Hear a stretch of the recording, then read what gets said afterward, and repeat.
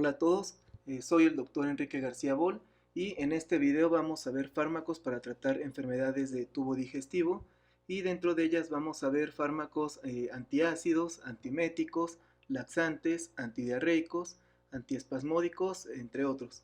Entonces vamos a comenzar con fármacos antiácidos. Ok, entonces comenzamos con fármacos antiácidos y este tipo de fármacos nos van a servir principalmente para problemas o enfermedades que afecten a la mucosa gástrica y entre ellas una muy común es la úlcera péptica. Sabemos que en este caso dentro del estómago existen mecanismos de defensa y de reparación que evitan que se generen este tipo de lesiones. Como reparación tenemos estos mecanismos: restitución, producción de una capa de mucosa, proliferación o diferentes factores de crecimiento que permiten la reparación de este tejido. Y como defensa tenemos sistemas como el bicarbonato, puede aumentar el flujo sanguíneo, protección de la mucosa gástrica y resistencia en la zona apical de este tejido. Como agresiones tenemos diferentes factores como ingestión de sustancias ácidas, pepsinas y de los dos más frecuentes va a ser el consumo crónico de antiinflamatorios no esteroideos e infecciones por Helicobacter pylori. De las úlceras pépticas sabemos que los sitios más comunes donde se suelen presentar es úlceras esofágicas, específicamente en la parte más distal donde está la conexión entre el esófago y el estómago, en el fundus del estómago, en la curvatura menor del estómago, en el antro y donde inicia la zona duodenal. Y existen dos tipos de úlceras principales dependiendo su ubicación: están las gástricas y las duodenales, y como mencionábamos los dos factores de riesgo más importantes es infecciones por Helicobacter pylori y el uso crónico de antiinflamatorios no esteroideos. Ahora recordando, a nivel de la mucosa gástrica tenemos diferentes células, entre ellas unas muy importantes son las células epiteliales y las células parietales. En las células parietales recordemos que se encuentran unas bombas de protones, que son bombas ATPase, son capaces de liberar hidrogeniones hacia la luz del estómago y meten iones potasio al espacio intracelular de estas células parietales. Entonces, esta célula parietal va a estar expresando diferentes tipos de receptores en su superficie, específicamente cerca de los capilares que van a estar en contacto con la circulación sanguínea. Y entre estos receptores pues, se encuentran, todos son acoplados a proteínas G como receptores de gastrina o receptores muscarínicos, los cuales estos últimos en específico responden a estímulos vagales, una respuesta parasimpática que va a permitir la liberación de calcio intracelular, y esto puede activar a esta bomba de hidrogeniones. Por otro lado tenemos receptores de histamina tipo H2, que estos receptores cuando se activan aumentan la respuesta del AMP cíclico, se aumenta la síntesis de proteincinasas y estas también van a activar estas bombas de hidrogeniones. Y por otro lado tenemos receptores de prostaglandinas, los cuales se encuentran tanto en células parietales como en células epiteliales. En las células parietales, cuando se activan estos receptores, se inhibe el AMP cíclico y va a inhibir la liberación de hidrogeniones hacia la luz del estómago. Y por otro lado, en las células epiteliales, cuando activamos estos receptores de prostaglandinas, vamos a favorecer la producción de moco en esta célula epitelial. Entonces, en esta imagen estamos viendo de este lado está la luz del estómago y de este otro lado va a ser la zona de la célula que va a estar interactuando con los capilares y con el flujo sanguíneo. Entonces, aquí estamos viendo en estos recuadros diferentes fármacos que vamos a ver en este bloque. Primero tenemos diferentes hidróxidos como aluminio y magnesio que van a funcionar como antiácidos, específicamente amortiguando este pH dentro de la luz del estómago. Otros fármacos que son los IBP o inhibidores de la bomba de protones, que directamente van a inhibir a estas bombas hidrógeno ATPase. Y por otro lado tenemos antagonistas de los receptores histaminérgicos como la cimetidina, famotidina y ranitidina. Ahorita vamos a hablar un poquito más al respecto de ranitidina por esta situación que ocurrió con la alerta de la FDA. Pero, otro de los fármacos es el misoprostol, Este es un análogo de prostaglandinas que pueden activar estos receptores de prostaglandinas. Y por último tenemos el sucralfato, el cual puede acoplarse tapar estas úlceras gástricas. Y en general podemos decir que dentro de todos estos fármacos pueden inhibir vías que favorecen la liberación de estos hidrogeniones. Se puede inhibir directamente esta bomba, o podemos neutralizar a este pH ácido, y se puede aumentar la protección contra este medio ácido.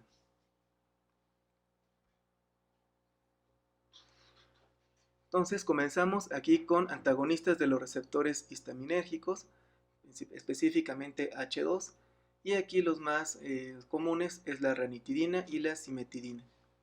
De estos fármacos, su mecanismo de acción es un antagonismo de estos receptores. Son antagonistas competitivos que principalmente van a disminuir la secreción de ácido que se produce después de que consumimos algún alimento. Sus indicaciones generales son en pacientes con dispepsia, con ERGE o enfermedad de reflujo gastroesofágico, y en pacientes con enfermedad ulcerosa péptica. Entre el 70 y 80% de los pacientes se puede curar en un periodo de 4 semanas. Entonces recuerden, estos fármacos actúan aquí bloqueando estos receptores de histamina en las células parietales y disminuye esta producción de esta activación de las bombas de hidrogeniones. Un poco de farmacocinética. Su efecto inicia dentro de la primera hora de haberse administrado. La ranitidina no tiene metabolismo a nivel hepático, y la cimetidina es un inhibidor de los citocromos 2C9, 2D6 y 3A4. Recuerden que el 3A4 metaboliza más de la mitad de todos los fármacos, lo que significa que va a tener interacciones con muchos fármacos. Entonces, realmente con respecto a la ranitidina, no tiene interacciones, tiene un perfil bastante seguro, una ventana terapéutica amplia, y fármacos como la cimetidina sí va a tener interacciones con otros fármacos. Como efectos adversos, con la ranitidina realmente son inespecíficos, son poco frecuentes, y con la cimetidina se ha reportado actividad antiandrogénica, específicamente ginecomastia e impotencia sexual en hombres. Consideraciones: se recomienda tomar este tipo de fármacos al menos 30 minutos antes de una comida generosa, pero son menos específicos que estos inhibidores de la bomba de protones. Ahora, son fármacos que se han utilizado desde hace mucho tiempo, pero probablemente habrán escuchado que desde el año pasado se generó una alerta por parte de la FDA, donde sugería analizar todas las marcas de ranitidina, porque habían encontrado concentraciones altas de NDMA. Este es un compuesto carcinogénico que se puede presentar hasta cierto límite dentro de cada uno de diferentes fármacos, pero si supera estos límites ya preestablecidos, entonces los fármacos tienen que ser retirados por el riesgo de presentar cáncer. Entonces únicamente se había emitido esta alerta para analizar cuál era el problema y ver si realmente estaba este compuesto que se llama NDMA, pero realmente a partir ya el 1 de abril de este año 2020, la FDA ya solicitó un retiro de todos los productos que contienen ranitidina del mercado. Esto ya se llevó a cabo en Estados Unidos, ya nada más falta que la COFEPRIS tome la misma medida aquí en México. Entonces ahora comenzamos con los inhibidores de la bomba de protones. Aquí en este grupo tenemos muchos fármacos. Aquí yo les pongo de color rojo los que son de primera generación, como el omeprazol, pantoprazol y lansoprazol. De color verde les pongo IVPs de segunda generación, como el esomeprazol, dexlansoprazol y rabeprazol.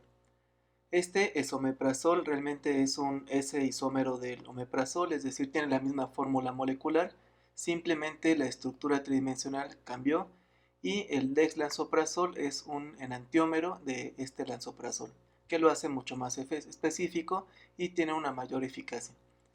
Y por último, el séptimo, les pongo aquí el ilaprazol, que este es un fármaco que se ha comercializado recientemente, apenas están haciendo estudios. La gran mayoría son en pacientes asiáticos, pero hasta el momento se han hecho comparaciones de este ilaprazol con respecto al esomeprazol y rabeprazol, y ha demostrado cierta superioridad. Ahora, con respecto a su mecanismo de acción, estos fármacos pues, van a generar una inhibición irreversible de esta bomba de protones que permite la liberación de hidrogeniones hacia la luz del estómago y va a meter potasio gastando ATP. Entonces, estos, con respecto a estos IBPs, son profármacos, son bases débiles que se van a protonar al máximo en un medio ácido, como en el ácido clorhídrico del estómago, y estos se absorben, pasan a la circulación sistémica y pues ya se distribuye como un profármaco. Cuando regresa al estómago y llega a las células parietales, aquí es donde va a inhibir a estas bombas de protones. Entonces, realmente estos necesitan este medio ácido para protonarse y pasar a su estado proactivo. Como indicaciones generales, están recomendados para pacientes con enfermedad ulcerosa péptica. En este caso, tiene una mejor respuesta con respecto a la ranitidina o a cualquier otro de estos antagonistas H2, ya que entre el 80 y 90% de los pacientes tienen una curación total en 2 semanas. Está también indicado en pacientes con Zollinger-Ellison, que este es una enfermedad que aumenta la producción de gastrina. Y recuerden que aquí se encontraban también receptores de gastrina en esta célula parietal, que aumenta las concentraciones de calcio intracelular y activa estas bombas de hidrogeniones. Otra enfermedad en la que está indicada este tipo de fármacos es en enfermedad de reflujo gastroesofágico, pacientes con dispepsia, pirosis, y se utiliza como prevención de hemorragias por uso crónico de AINES. Bueno, otra indicación, aunque es en conjunto con otro esquema antibiótico, es para la erradicación de Helicobacter pylori. Ahorita vamos a ver más adelante, normalmente es al menos 2 antibióticos, pero se tienen que administrar en conjunto con un inhibidor de bomba de protones. Normalmente con omeprazol da una muy buena respuesta. Ahora, su farmacocinética inicia su efecto en la primera hora de la administración y puede durar hasta 70 horas. Esto puede ser muy variable de un IBP a otro. Todos estos van a ser sustratos e inhibidores del citocromo 12-19, aunque van a haber diferentes variantes farmacogenéticas. Existen polimorfismos en diferentes tipos de poblaciones que va a hacer que algunos pacientes respondan muy bien al tratamiento y otros no tanto. Y en general, cuando inhibimos estos citocromos 12-19, va a disminuir la eficacia de diferentes fármacos. Uno que hay que tomar mucho en cuenta es el clopidogrel, ya que este clopidogrel se metaboliza casi en 100% en este citocromo.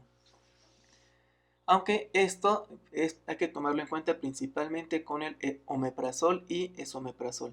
Ahorita vamos a ver más adelante que los otros IBPs no tienen tanto este problema. Con respecto a los efectos adversos, cuando se da un tratamiento corto, realmente son pocos efectos adversos, son inespecíficos, prácticamente no se han reportado. Pero cuando se da de forma crónica este tipo de tratamientos, sí puede haber diferentes alteraciones, principalmente alteraciones en la absorción, como problemas en la absorción de magnesio, que va a generar hipomagnesemia, va a dificultar la absorción de vitamina B12 o cobalamina, y por otro lado puede favorecer infecciones como Clostridium difficile, ya que el consumo crónico de este tipo de fármacos va a cambiar el pH del estómago y esto va a favorecer que este tipo de microorganismos vivan más fácilmente en este medio y pueda colonizar más fácilmente el tubo digestivo. Además de que se dan cambios en la flora intestinal y pues esto también favorece que se presenten diferentes infecciones. Y por otro lado también disminuye la absorción de calcio, lo que puede generar una osteopenia y aumenta el riesgo de fracturas, y se ha asociado también en pacientes que consumen este tipo de fármacos de forma crónica, enfermedad renal crónica, neumonía y enfermedades lupus-like. Como consideraciones de todos los antiácidos, estos son los que tienen una mejor respuesta y van a ser mucho más eficientes. Ahora aquí les muestro estas mnemotecnias, básicamente lo mismo que ya hemos mencionado. Vemos aquí 6 diferentes fármacos IBPs. Vemos en qué tipo de pacientes van a estar indicados: pacientes con úlcera péptica, pacientes con infecciones de Helicobacter pylori, aunque hay que agregar aquí un esquema antibiótico, pacientes con dispepsia y pacientes con reflujo gastroesofágico. Y habíamos quedado que va a disminuir la absorción de compuestos como magnesio, calcio, vitamina B12 y el hierro.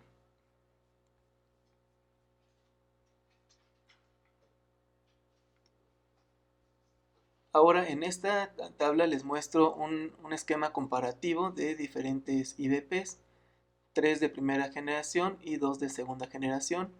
Vemos que realmente su biodisponibilidad varía mucho entre uno y otro.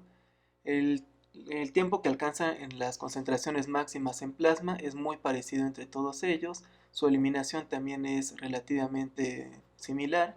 Todos se unen a proteínas plasmáticas. Su tiempo de vida media varía entre 30 minutos y 120 minutos.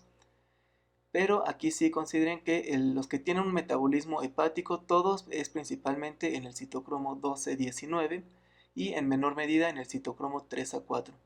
Aunque, como les comentaba, donde hay que tener mucho más cuidado es con este omeprazol y esomeprazol, ya que los dos van a inhibir al citocromo 12-19, lo que va a hacer que fármacos que se metabolicen en este citocromo van a tardar más tiempo en ser eliminados.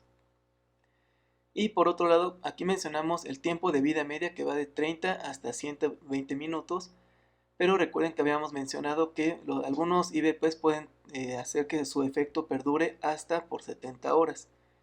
Esto, pues ¿cómo es que sucede esto? Pues realmente con una hora que esté en la circulación un IVP, va a ser suficiente para que inhiba a estas bombas de protones, y una vez inhibidas habíamos quedado que es un enlace covalente irreversible, entonces no va a ser posible que esta bomba vuelva a funcionar. Entonces tienen que pasar entre 20, 60, 70 horas hasta que se vuelvan a expresar estas bombas en la membrana de la célula parietal y nuevamente pueda producir ácido clorhídrico.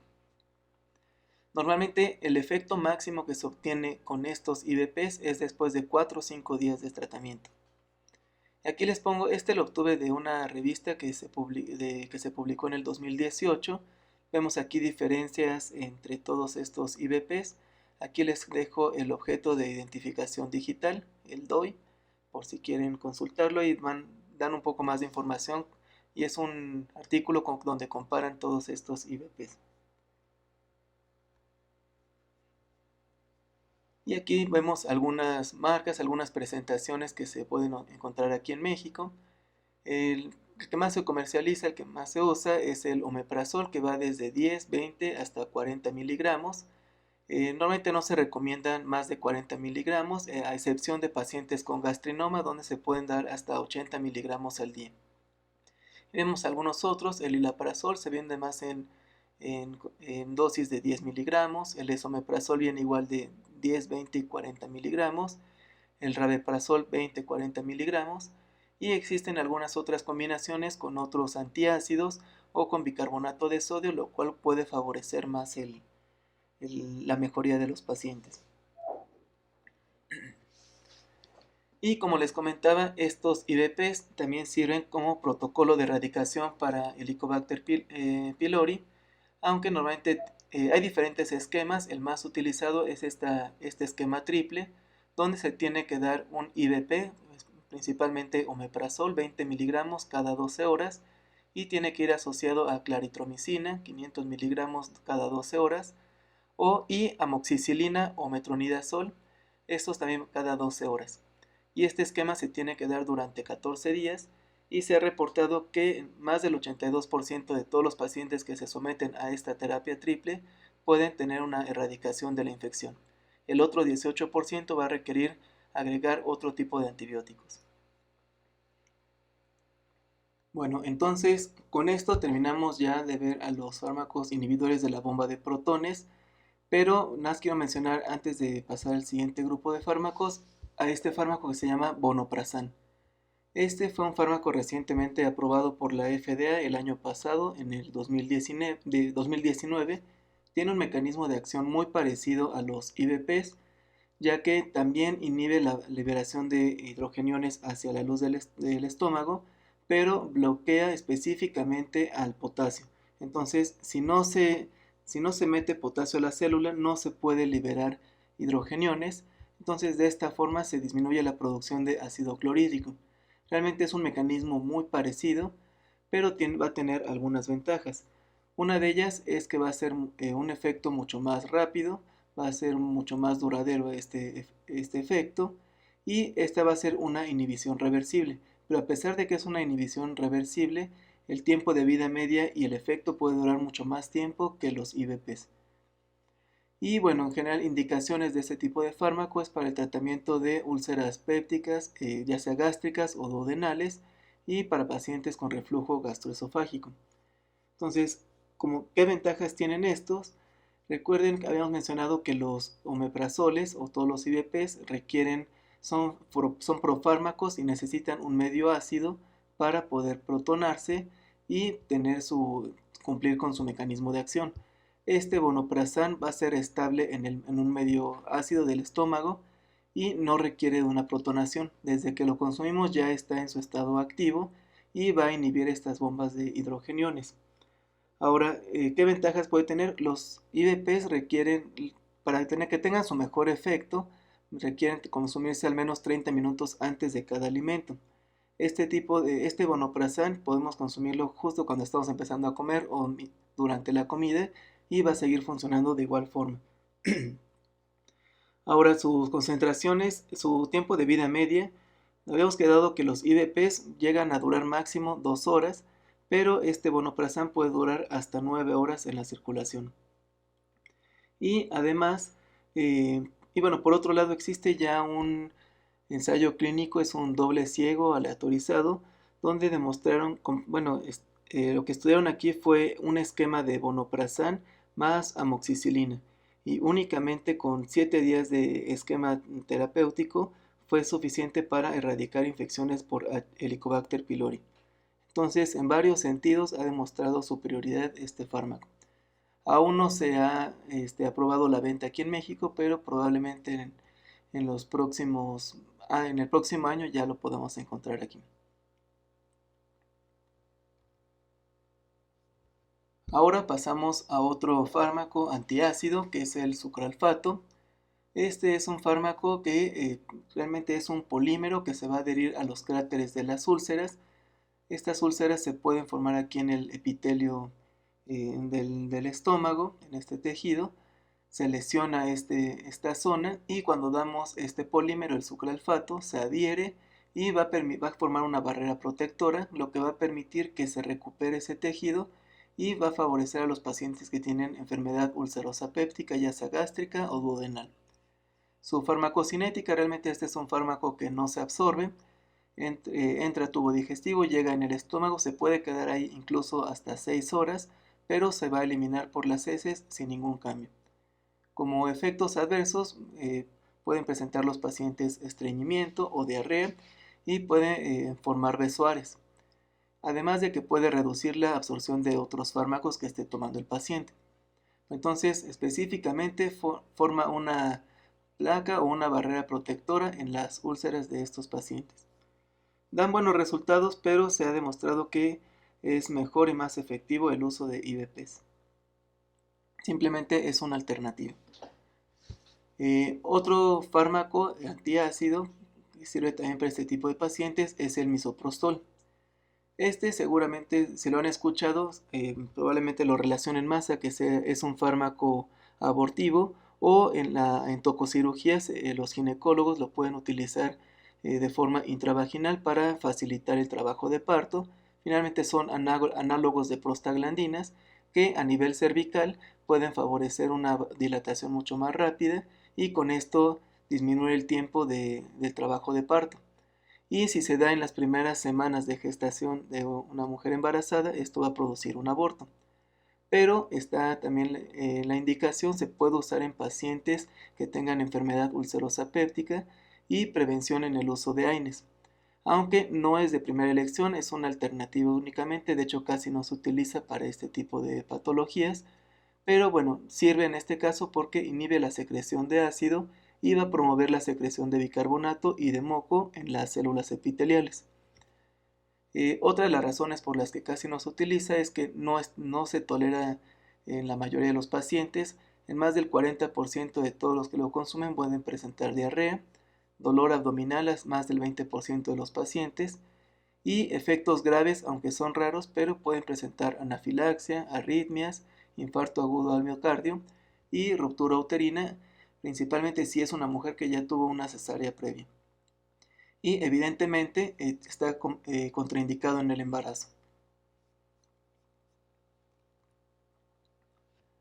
Ahora, otro tipo de fármacos para este grupo de enfermedades son los antiácidos como tal. Aquí tenemos el carbonato cálcico, aunque se han utilizado más los hidróxidos de aluminio y de magnesio.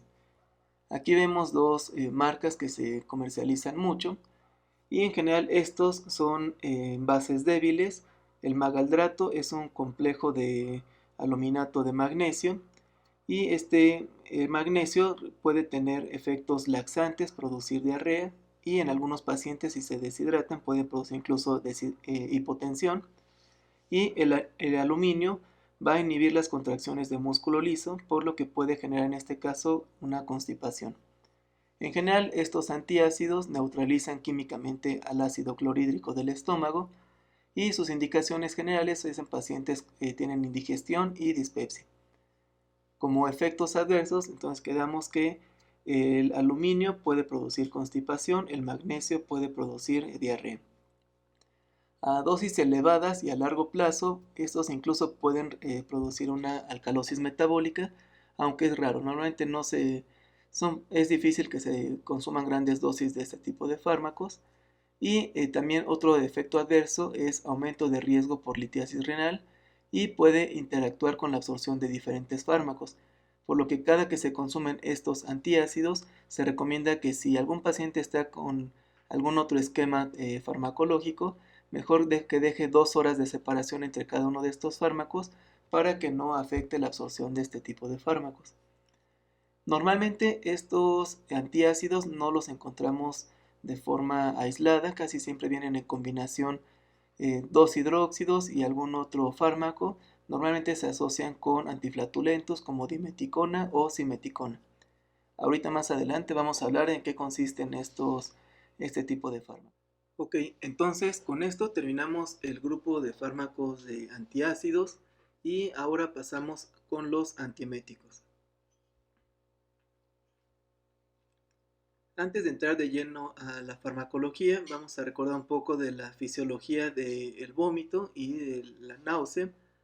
Sabemos que existen distintas regiones anatómicas que participan en este reflejo del vómito.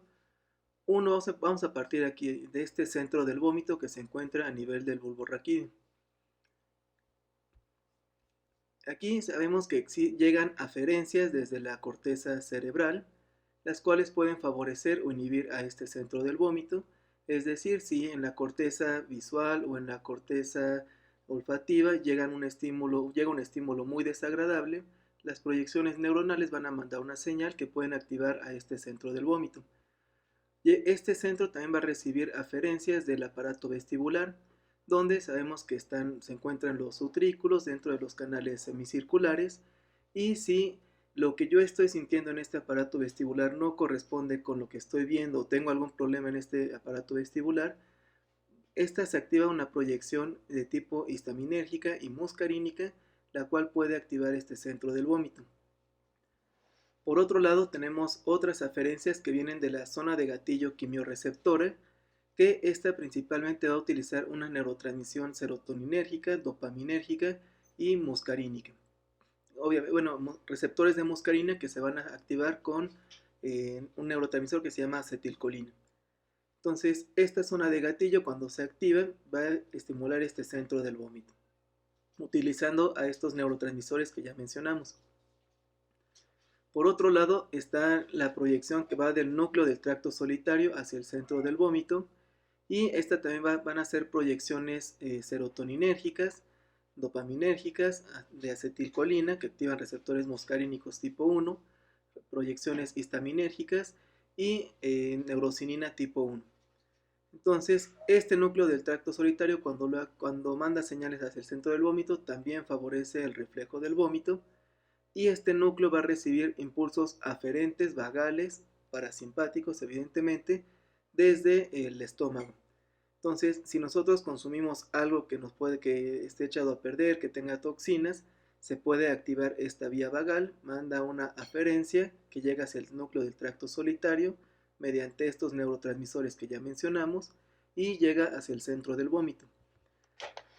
Ahora, todo esto lo vimos porque cuando se activa este centro del vómito, ahora vienen eferencias vagales, parasimpáticas, que van a estimular a este estómago. Perdón, los impulsos eferentes vagales son parasimpáticos, no existen aferencias parasimpáticas, simplemente es un impulso aferente. Pero entonces esto lo mencionamos porque todos los antieméticos van a actuar en estos sistemas. Tenemos fármacos antihistamínicos que van a bloquear esta comunicación del aparato vestibular hacia el centro del vómito, fármacos como el ondansetrón o metoclopramida que pueden bloquear los receptores serotoninérgicos y dopaminérgicos, tanto en la zona del gatillo, núcleo del tracto solitario, centro del vómito, y con esto inhibir el reflejo del vómito.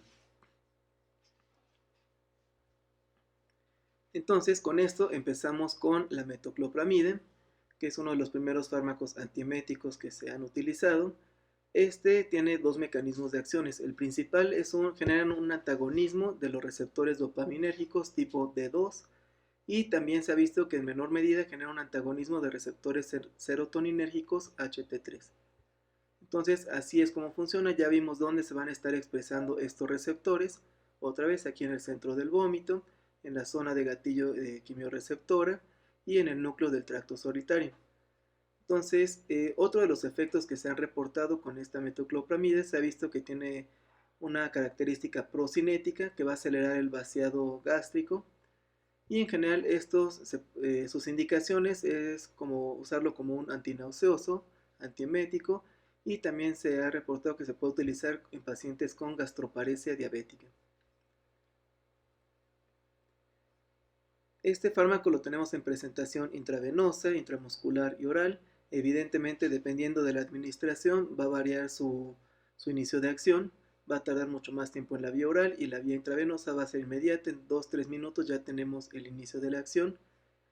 Pero realmente no es tan efectivo este antiemético y tiene varios efectos adversos que debemos de considerar, pero el más importante de todos son los efectos extrapiramidales y este porcentaje aumenta mucho más en el uso crónico, cuando se utiliza por varios días este tipo de tratamientos, pero al menos más del 10% de todos los pacientes van a presentar estos efectos extrapiramidales.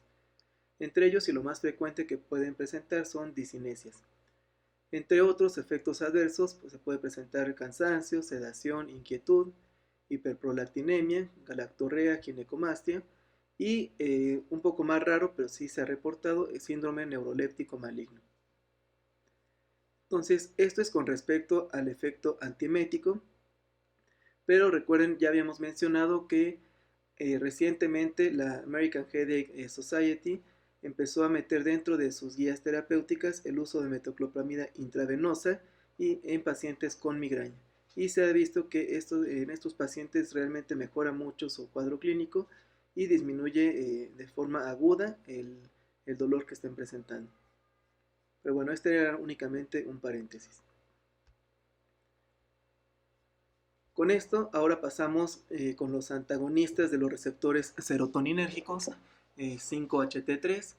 Aquí los dos más característicos es el ondansetrón y palonosetrón.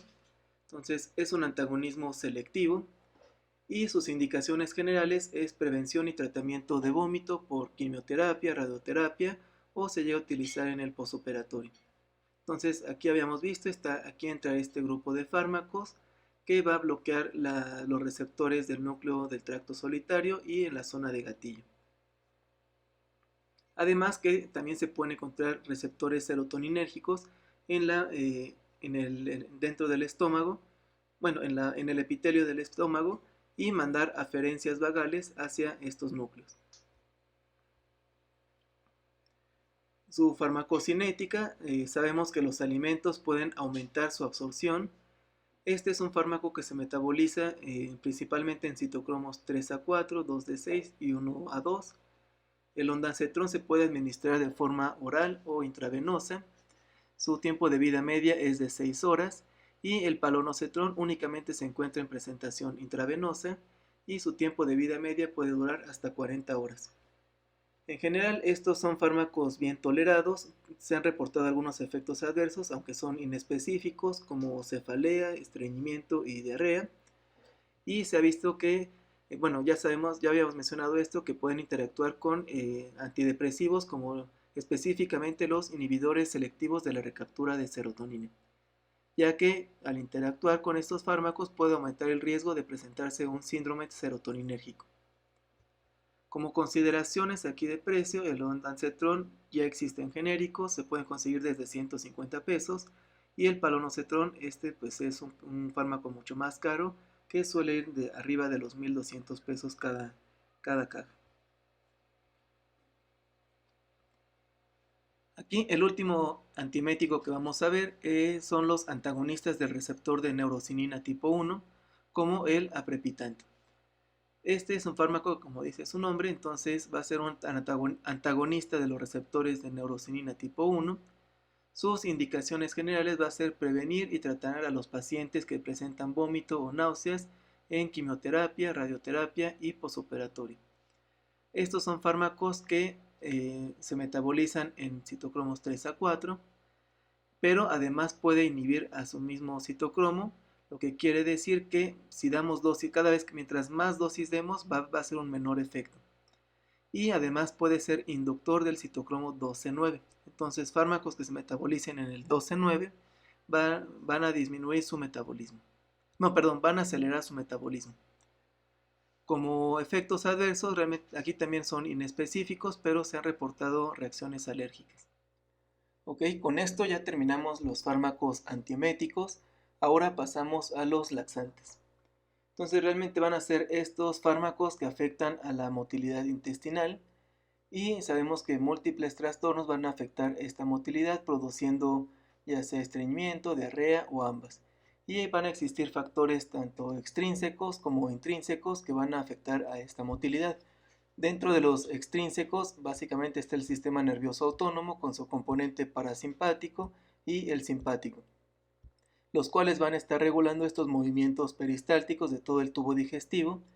Y por otro lado tenemos los factores intrínsecos, que estos básicamente van a ser diferentes factores que van a estar dentro del tubo digestivo y que van a regular al músculo liso que se encuentra rodeando a todo este tubo de digestión. Entonces, dentro de los laxantes vamos a ver 4 tipos. En el primero están los formadores de volumen, los tensioactivos, los osmóticos y por último veremos laxantes secretores. Aquí con respecto a este primer grupo están los formadores de volumen, que aquí el más característico es el psyllium plantago, aunque también se utiliza la metilcelulosa. Estos son polímeros de polisacáridos que pues realmente su mecanismo de acción pues van a ser muy similares a la fibra alimentaria y van a absorber y retener agua y esto va a hacer que aumente la masa fecal y favorece las evacuaciones. Estos además, en específico el psyllium plantago puede estimular el peristaltismo. Sus indicaciones realmente es una opción muy segura y realmente sirve mucho para pacientes con estreñimiento crónico. Además, este psyllium plantago tiene la ventaja que se ha demostrado que reduce el riesgo cardiovascular, ya que disminuye la absorción de colesterol en todo el tubo digestivo y con esto en pacientes que tienen dislipidemia puede mejorar sus concentraciones de LDL y VLDL en sangre. Su farmacocinética pues simplemente es un laxante que se debe de administrar al menos con un vaso de agua completo, pero mientras más líquidos se consuman va a ser mucho mejor para estos pacientes. Como efectos adversos pueden presentar dolor abdominal tipo cólico, pueden presentar distensión y hay que tener cuidado, o sea, hay que hacer mucho hincapié en que tomen mucha agua, ya que si consumen este psyllium, pueden presentar, si consumen estos laxantes sin agua, pueden presentar constipación.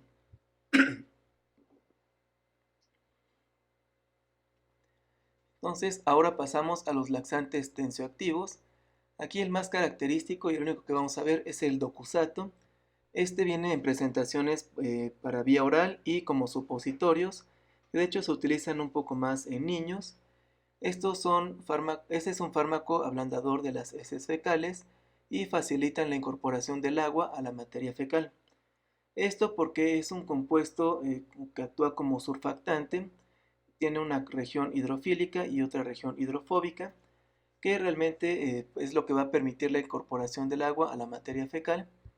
Y sus indicaciones generales es, en caso de que se presenten heces duras o estreñimiento, se puede indicar este tipo de fármacos, y además específicamente se recomienda en pacientes que queremos que eviten que presenten maniobras de Valsalva. Aquí la indicación específica es pacientes que tienen recientemente un infarto agudo al miocardio, para que no estén, de forma coloquial, no estén pujando, no presenten esta maniobra de Valsalva. Entonces se puede recomendar este tipo de laxantes. Como efecto adverso también pueden presentar dolor abdominal y diarrea.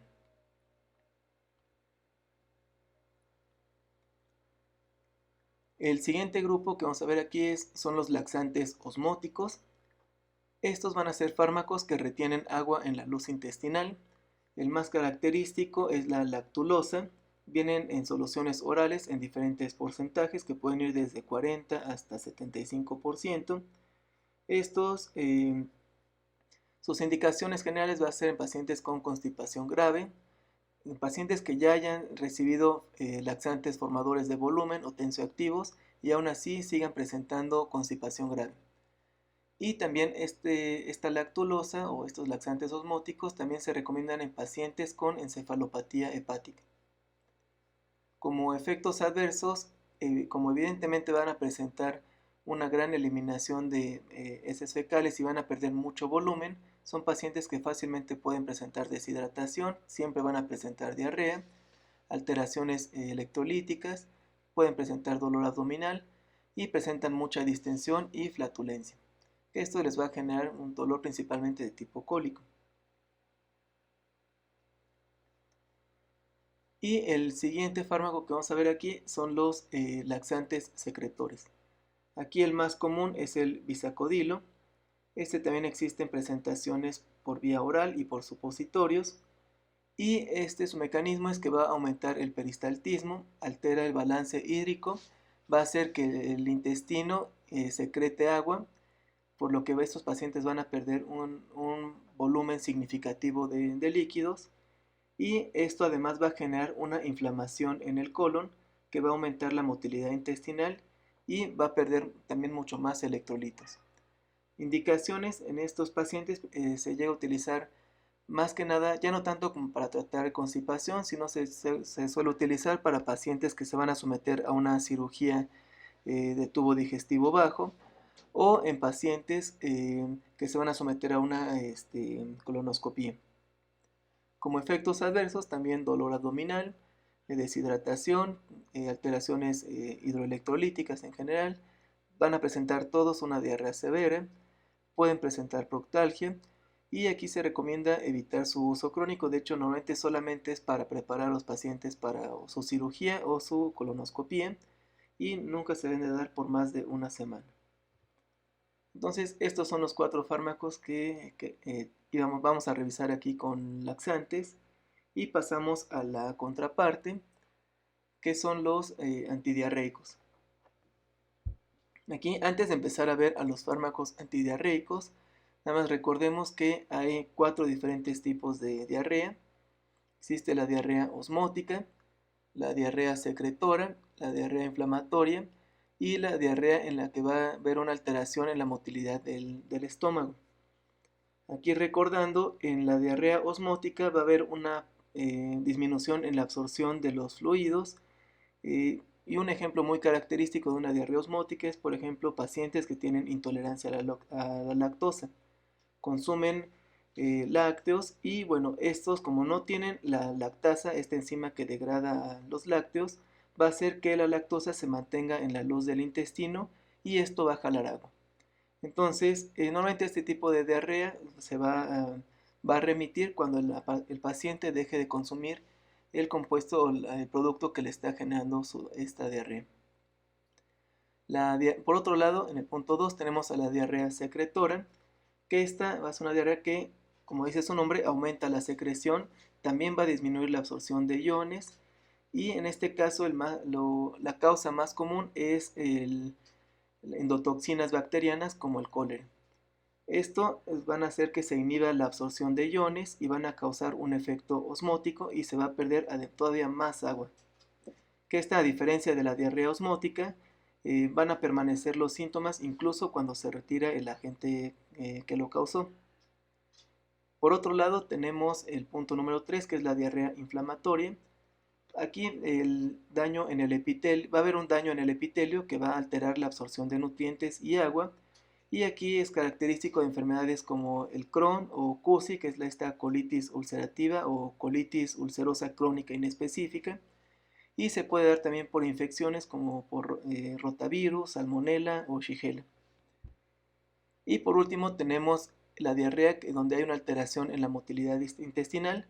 Aquí la causa más común es en pacientes que tienen síndrome de colon irritable. Y normalmente hay una activación del sistema nervioso entérico, lo que aumenta esta peristalsis. Sabemos que esta peristalsis va a ser principalmente mediada por la vía parasimpática. Se va a liberar acetilcolina en estas terminales muscarínicas, y esto va a generar un menor tiempo para que se absorban los nutrientes y el agua. Ahora sí, ¿qué es lo que vamos a ver de fármacos antidiarreicos? Vamos a ver que se dividen en dos tipos: los antidiarreicos absorbentes y los antidiarreicos opioides. Dentro de los absorbentes tenemos fármacos como el bismuto, colestiramina y la caulinpectina. Estos son fármacos que se van a unir a las enterotoxinas causantes de la diarrea y actúan en las células también del tracto gastrointestinal. Y por otro lado tenemos a los opioides, que estos sabemos que son agonistas de los receptores opioides, principalmente muy delta, y estos tienen un riesgo. Bueno, cuando vemos que son opioides, a lo mejor algunos piensan en que pueden producir una dependencia, pero no, al menos en específico la loperamida y el difenoxilato son fármacos que tienen bajo riesgo de producir esta dependencia.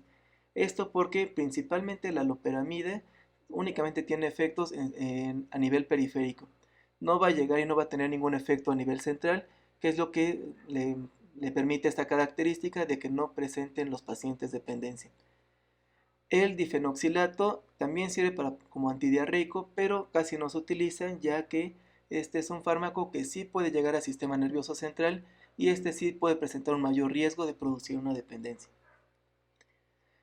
Aquí con la colestiramina ya no voy a hablar más al respecto de esta, ya lo habíamos visto en fármacos para tratar dislipidemias, pero habíamos dicho que es una resina, se utiliza como tratamiento para estos pacientes con colesterol alto, se une a ácidos biliares, pero también se puede unir a algunas toxinas bacterianas, y al unirse va a formar unos complejos insolubles que van a facilitar su eliminación y van a impedir que se absorban en el tubo digestivo.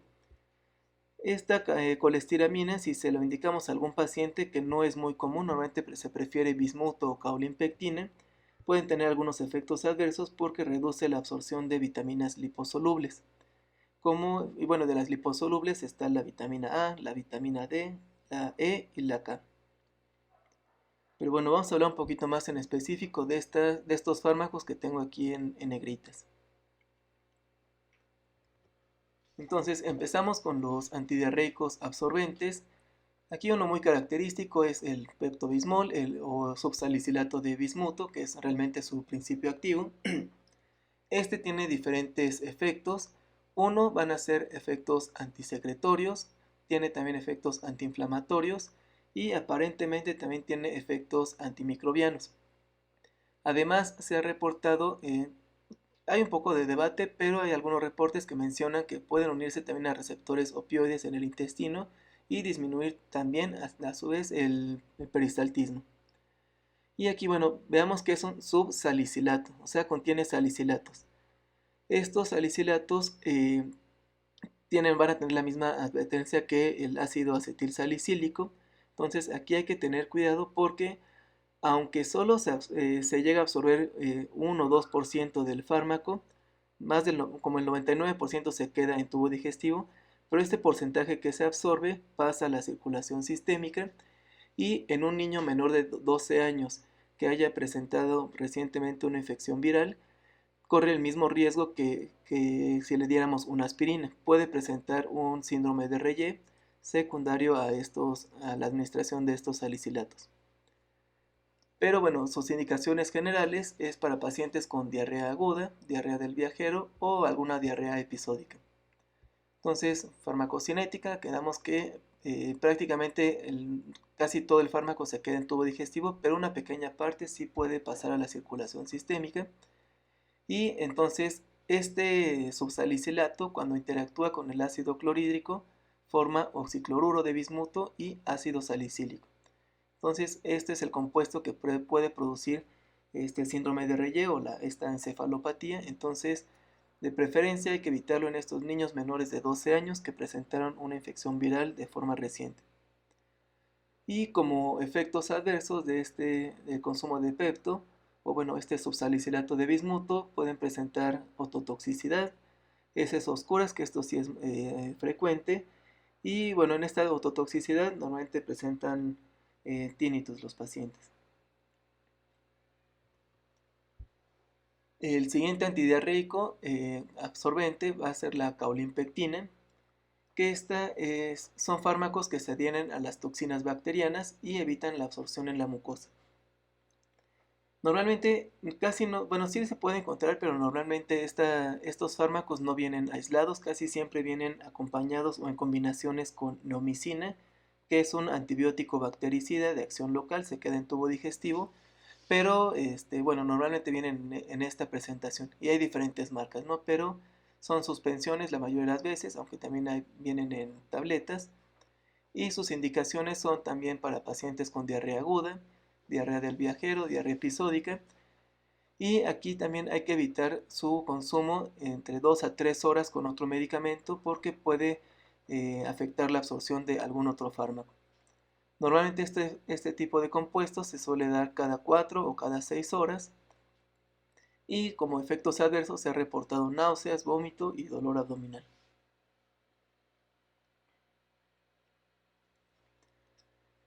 Aquí entonces pasamos ahora con los antidiarreicos opioides. Aquí únicamente vamos a mencionar a la loperamida. Les comentaba, el difenoxilato sí se puede conseguir, pero como penetra más al sistema nervioso, presenta más efectos adversos, casi no se utiliza y se prefiere a la loperamida. Su mecanismo de acción principal, como habíamos mencionado, se une a receptores opioides muy delta que se encuentran en el intestino y esto produce una disminución en el peristaltismo. Sus indicaciones generales, el tratamiento de diarrea aguda y crónica, inicia su acción entre 1 a 3 horas y el efecto de acción puede durar hasta 24 horas. En general, como indicaciones también está contraindicado en pacientes que tienen diarrea infecciosa.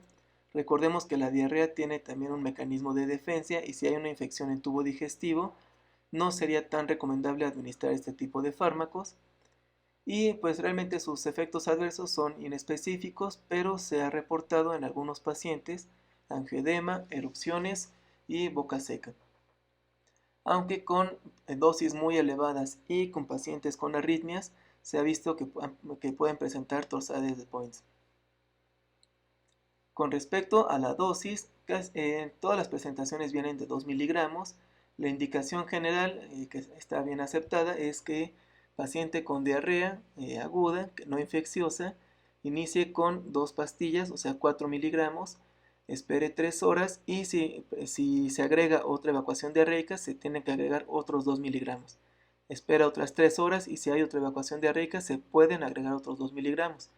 El punto es no superar los 8 miligramos al día, es la dosis recomendada que no se debe superar y realmente su posología va en relación a cómo va a ir respondiendo el paciente. Y aquí evidentemente para descartar que sea una diarrea infecciosa, si es un paciente que presenta fiebre, que presenta evacuaciones con sangre o evacuaciones con moco, esto nos hace pensar que puede ser una diarrea infecciosa y preferentemente en estos casos no habría que dar loperamida. Habría que aquí de preferencia lo mejor sería hacer un coprocultivo, aunque no siempre se hace, pero eso sería lo ideal, y con eso ya definir qué tipo de antibiótico vamos a iniciar.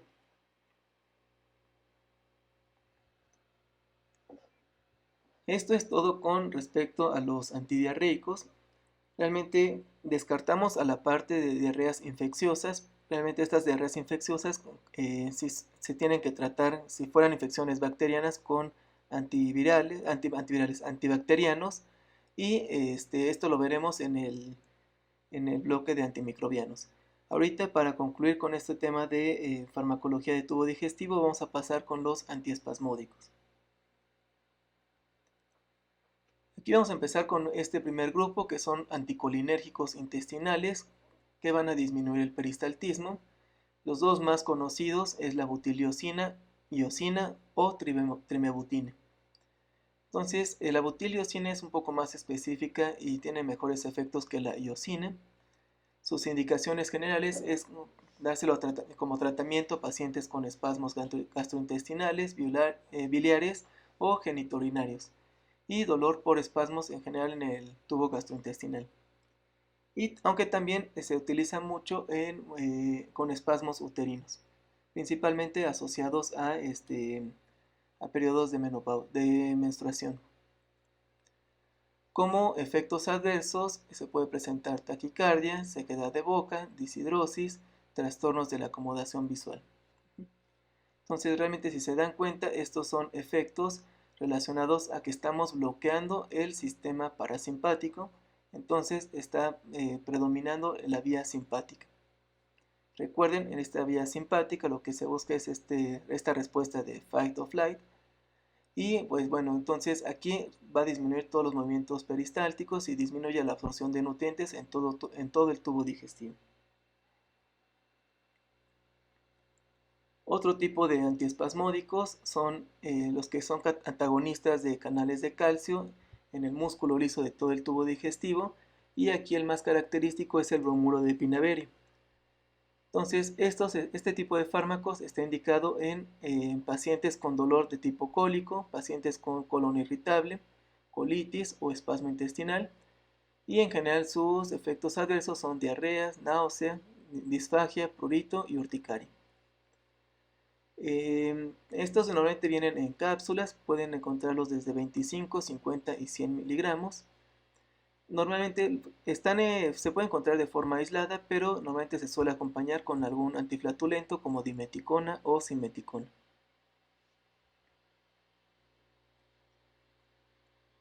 Por último, aquí el tercer grupo de antiespasmódicos que vamos a ver es el clorhidrato de lidamidina, que este es un fármaco agonista de receptores alfa-2 adrenérgicos. Está indicado en pacientes con colon irritable y tiene diferentes efectos. Cuando activamos estos receptores adrenérgicos, va a producir un efecto calcio antagonista a nivel intracelular, va a inhibir el AMP cíclico y evita la liberación de calcio en depósitos intracelulares, específicamente dentro de los retículos. Y bueno, esto va a eliminar la hiperreactividad mioenteral, va a regular la motilidad y va a eliminar el espasmo.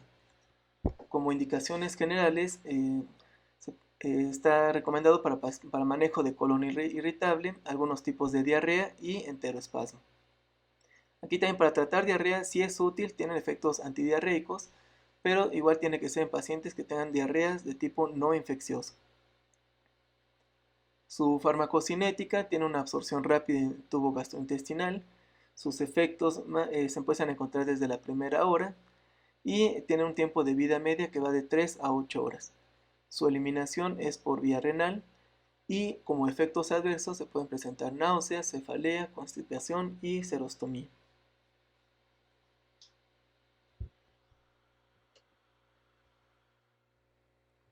Bueno, entonces ya por último vamos a ver otro grupo de fármacos que se utilizan para problemas o alteraciones en el tubo digestivo. Y aquí entonces los que les había mencionado anteriormente son los antiflatulentos. Y aquí tenemos estos dos componentes, que es la dimeticona y simeticona. Estos, como su mecanismo de acción principal, van a prevenir la formación de burbujas de gases en la mucosa entérica y va a reducir su tensión superficial. Realmente aquí hay diferentes tipos de alimentos, algunos facilitan más la producción de estas burbujas de gases y en este caso con estos alimentos, si administramos dimeticona o simeticona, disminuye la formación de estas burbujas.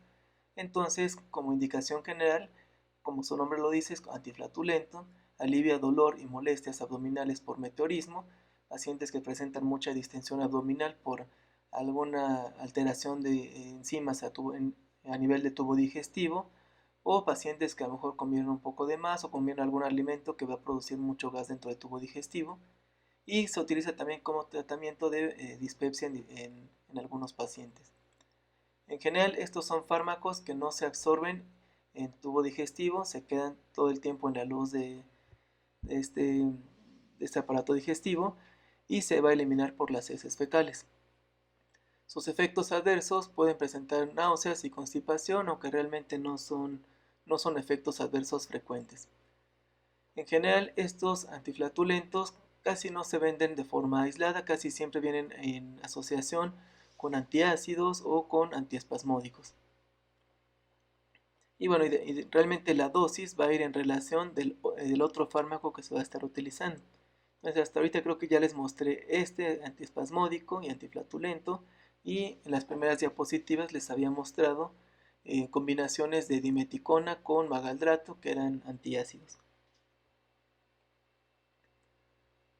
Por otro lado tenemos fármacos o compuestos que vienen multienzimáticos, que contienen varios fármacos, entre ellos suelen ser simeticona, pancreatina, bilis de buey y celulasa, que realmente estas van a ser enzimas que van a favorecer la digestión, y bueno, se agrega esta simeticona o dimeticona para tener un efecto antiflatulento. Sus indicaciones generales va a ser el alivio de síntomas en pacientes con alteraciones digestivas producidas por flatulencia o pesadez en comidas copiosas o muy ricas en grasas o en proteínas como carne. Y como efectos adversos, estos fármacos pueden disminuir la absorción de hierro y pueden producir prurito, que realmente estos únicamente se presentan si se empiezan a utilizar de forma crónica. Si es un fármaco que se consume ocasionalmente, es difícil que se llegue a presentar este tipo de alteraciones. Ok, ahora el último fármaco que vamos a ver son probióticos, en específico estas esporas de Bacillus clausi.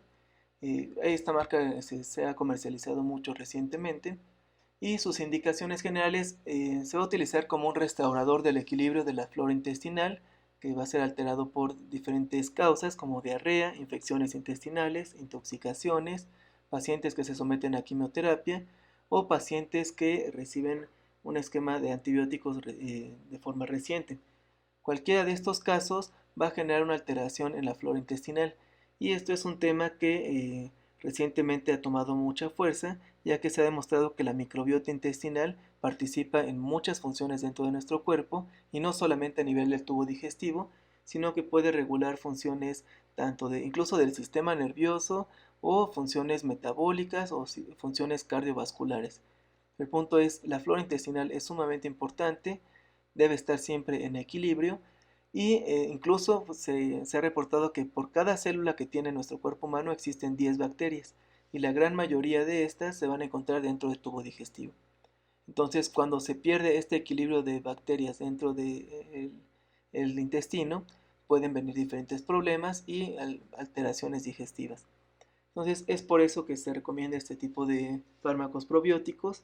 Esta suspensión cruza el estómago, alcanza el ambiente intestinal de forma intacta, no se ve afectado por el ácido clorhídrico, entonces llega al intestino y ahí va a encontrar condiciones favorables para su germinación y desarrollo. Una vez que se concluye este tratamiento, la carga fecal de esporas de este bacilo cae exponencialmente hasta que desaparece aproximadamente en unos 10 días después de que se termine el tratamiento, pero deja restablecido todo un equilibrio de la flora intestinal de nuestro paciente.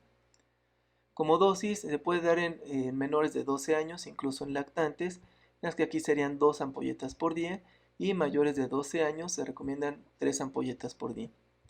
Y pues realmente se han reportado pocos efectos adversos. Únicamente lo que más se ha reportado es casos de hipersensibilidad, que en este caso habría que suspender el tratamiento. Ok, entonces con esto terminamos este tema de fármacos del tubo digestivo. Y pues ya el siguiente video va a ser sobre fármacos para tratar enfermedades respiratorias. Entonces esto sería todo por hoy. Muchas gracias y hasta luego.